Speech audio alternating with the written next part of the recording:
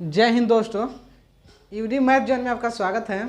आज हम लोग इस क्लास में जानेंगे गोलीय दर्पण में गोलीय दर्पणों के लिए किरण आरेख की बनावट, यानी अवतल दर्पण और उत्तल दर्पण में प्रतिबिंब प्राप्त करने के लिए सबसे पहले किरण आरेख की बनावट जानेंगे। यानी 4 गो नियम होता है। किरण मतलब प्रतिबिंब प्राप्त करने के लिए पहले 4 रूल हम लोग को जानना है। उस 4 रूल को जान लेंगे तो अवतल दर्पण और उत्तल दर्पण में प्रतिबिंब बनाना आसान हो जाएगा। तो सबसे पहले हम लोग जानेंगे इस गोलीय दर्पण, यानी गोलीय दर्पण में दोनों जानेंगे, यानी उत्तल दर्पण और अवतल दर्पण दोनों में किरण आरेख के लिए किरण आरेख की बनावट जानेंगे। सबसे पहला 1 नंबर पहला में है मुख्य अक्ष के समांतर आपतित किरण, यानी पहला नियम याद रखिएगा, मुख्य अक्ष के समांतर आती किरण, यानी मुख्य अक्ष के समांतर अगर आएगी प्रकाश से किरणें तो दर्पण से परावर्तन, मतलब अवतल दर्पण में परावर्तन के बाद फोकस से गुजरती है। याद रखिएगा पहला नियम क्या है कि अगर मुख्य अक्ष के समांतर आ रही है प्रकाश से किरणें, मुख्य अक्ष के समांतर आपतित किरण दर्पण से यानी अवतल दर्पण में परावर्तन से बाद कहाँ से, फोकस से। पहला नियम क्या कहता है, आएगा समांतर तो कहाँ से जाएगा, फोकस से ही गुजरेगा। याद रखिएगा परावर्तन के बाद कहाँ से, फोकस से। कौन दर्पण, अवतल दर्पण। और वही उत्तल दर्पण में अगर समांतर आ रही है प्रकाश से किरणें, क्या आ रही है, समांतर आ रही है प्रकाश से किरणें उत्तल दर्पण में, तो यह फोकस से आती हुई प्रतीत होगा। कहाँ से आती हुई प्रतीत होगा, फोकस से आती हुई प्रतीत होगा। इसको ध्यान रखना है,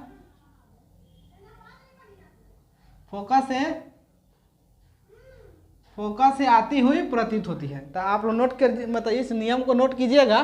पहला नियम है मुख्य अक्ष के समांतर आपतित किरण, तो बोलेंगे प्रधान अक्ष के समांतर आती किरणें अवतल दर्पण में परावर्तन के बाद फोकस से गुजरती है। समांतर आ रही है तो कहाँ से गुजरती है, फोकस से। और वही उत्तल दर्पण में लिखेंगे समांतर आती प्रकाश से किरणें उत्तल दर्पण परावर्तन के बाद फोकस से आती हुई प्रतीत होती है। कहाँ से, फोकस से आती हुई प्रतीत होती है। तो यह मेरा हो गया पहला नियम। अब दूसरा चलते हैं। दूसरा में क्या है, फोकस की दिशा में आपतित किरण। दूसरा क्या है, फोकस। पहला था प्रधान अक्ष के समांतर, तो कहाँ से गुजरा, फोकस से। दूसरा है फोकस से आ रही है, यानी प्रकाश से किरणें किसके, कहाँ से आ रही है, फोकस से। यहाँ पे देखना है फोकस से आ रही है।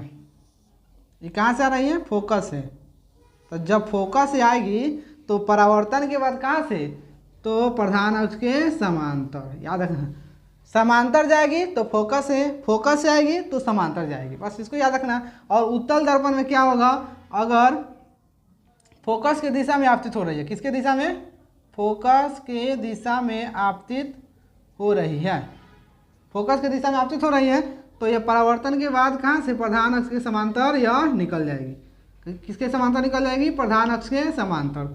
याद रखना पहला रूल कहता है कि समांतर आएगा तो फोकस से लिखना है। दूसरा मतलब वह फोकस से निकल जाएगा। और उत्तल दर्पण में यह समांतर जा रही हो तो आती हुई प्रतीत होती है, फोकस से। इसमें लिखना है कि प्रकाश की किरणें अगर फोकस से आ रही हैं, फोकस की दिशा में आपतित हो रही हैं, तो अवतल दर्पण में चाहे उत्तल दर्पण में परावर्तन के बाद प्रधान अक्ष के समांतर लौट जाती है। इसको लिख लेना है, नोट कर लेना है। अब हम लोग जानेंगे तीसरा। आइए हम लोग देखते हैं तीसरा रूल, तीसरा नियम इसका जानते हैं। तीसरा नियम क्या है, वक्रता केंद्र की दिशा में आपतित किरण। वक्रता केंद्र की दिशा में आपतित, यानी सी के डायरेक्शन में अगर प्रकाश से किरण आएगा तो परावर्तन के बाद किस दिशा से लौटेगा, इसको पहले जानेंगे।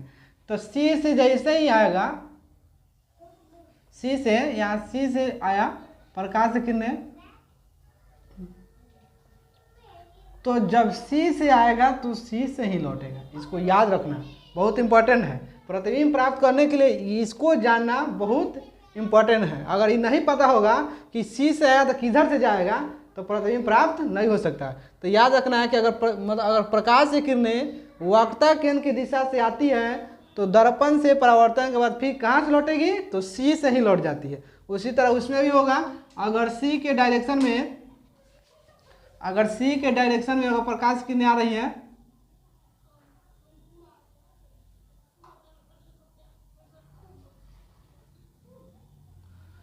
सी के डायरेक्शन में यदि प्रकाश की किरणें आ रही है तो यह भी लौटेगी सी से ही, वापस चल जाएगी, क्योंकि इधर पेंट किया हुआ था, हम इधर तो डॉट डॉट से बता सकते हैं।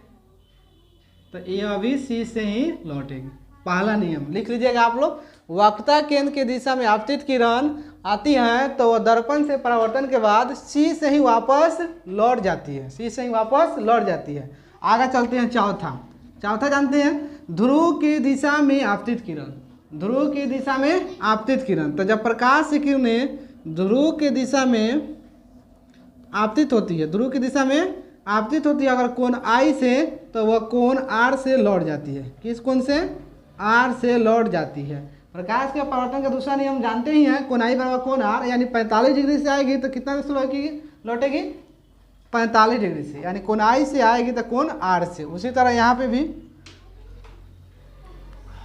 वही बात है। उत्तल दर्पण में यदि प्रकाश की किरणें कोण आई एंगल से ध्रुव पर आपतित होती है, कोण आई एंगल से ध्रुव पर आपतित होती है, तो वह कोण आर एंगल से परावर्तित हो जाएगी, कोण आर एंगल से परावर्तित हो जाएगी।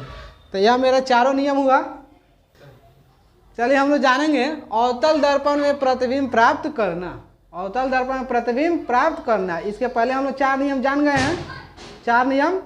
हैं। अब हम लोग जानेंगे अवतल दर्पण में प्रतिबिंब प्राप्त। सबसे पहले देखिए अवतल में कितना प्रतिबिंब बन सकता है। सबसे पहले वस्तु को कहाँ रखेंगे? अनंत पे। कहाँ पे? अनंत पे वस्तु को रखें। वस्तु को कहाँ रखना है? अनंत पे। तो सबसे पहला एक बनेगा जब वस्तु कहाँ हो? अनंत पर हो।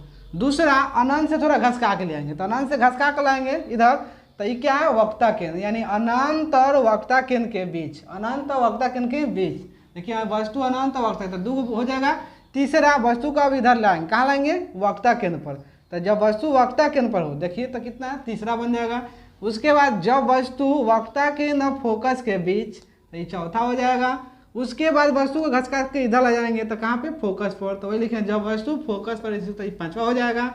फिर वस्तु को हम लोग उठा के ले आएंगे बीच में, इससे थोड़ा सा इधर, तो वस्तु को कहाँ रखेंगे? इन दोनों के बीच, फोकस और ध्रुव के बीच में। तो ये मेरा क्या हो जाएगा? छठा। तो सबसे पहले हम लोग पहला जानेंगे। क्या जानेंगे? पहला 1 नंबर जानेंगे, जब वस्तु अनंत पर स्थित हो। जब वस्तु अनंत पर स्थित हो तो इसका किरण आरेख खींचेंगे। उसके बाद इसमें भाषा लिखेंगे। सबसे पहले प्रतिबिंब बनाते हैं। देखिए जब वस्तु अनंत पर है, अनंत यानी बहुत दूर है, तो समांतर अगर प्रकाश की किरणें आएगी, समांतर अगर आएगी प्रकाश की किरणें, तो कहाँ से? फोकस है। ये जाने हैं, रूल जानते हैं कि प्रकाश की किरणें अगर समांतर आएगी तो कहाँ से? फोकस है। फिर उसी तरह यहाँ से देखिए, समांतर अगर यहाँ से प्रकाश की किरणें आ रही है तो ये भी कहाँ से जाएगी? फोकस से। फोकस है। तब आने के बाद, प्रकाश की किरणें आने के बाद, दर्पण से परावर्तन के बाद जहाँ मिलती है या मिलती हुई प्रतीत होती है, वही मेरा क्या होता है? प्रतिबिंब। तो देखिए इधर से प्रकाश की किरणें आई है, यहाँ से लौट गई, फिर इधर से गई है तो फोकस की लौट गई है। तो दोनों प्रकाश की किरणें कहाँ यहाँ पे कटा है? यहाँ पे कट गया, यानी यहाँ पे बोले तो कहाँ? फोकस पे। कहाँ पे कटा? फोकस। यानी वस्तु अनंत पे है, वस्तु कहाँ पे है? अनंत पे है, तो उसका प्रतिबिंब कहाँ बना? फोकस पे। मिल गई है कि मिलती हुई प्रतीत हो रही है? तो मिल गई है, तो मिल गई है तो वास्तविक, अगर मिलती हुई प्रतीत होगा तो आभासी। तो यहाँ पे मेरा है वास्तविक। तो वास्तविक है तो क्या है? उल्टा। उल्टा है तो वस्तु के आकार से क्या है? बहुत छोटा, बहुत क्या है? छोटा है और दर्पण से आगे। तो इसमें लिखेंगे क्या? जब वस्तु, इसमें लिखेंगे जब वस्तु अनंत पर स्थित हो, अनंत पर स्थित हो तो उसका प्रतिबिंब वास्तविक, उल्टा, वास्तविक उल्टा वस्तु के आकार से छोटा, बहुत छोटा, वस्तु के आकार से, वस्तु के आकार से बहुत छोटा, छोटा। अब कहाँ पे बना है? फोकस है। तथा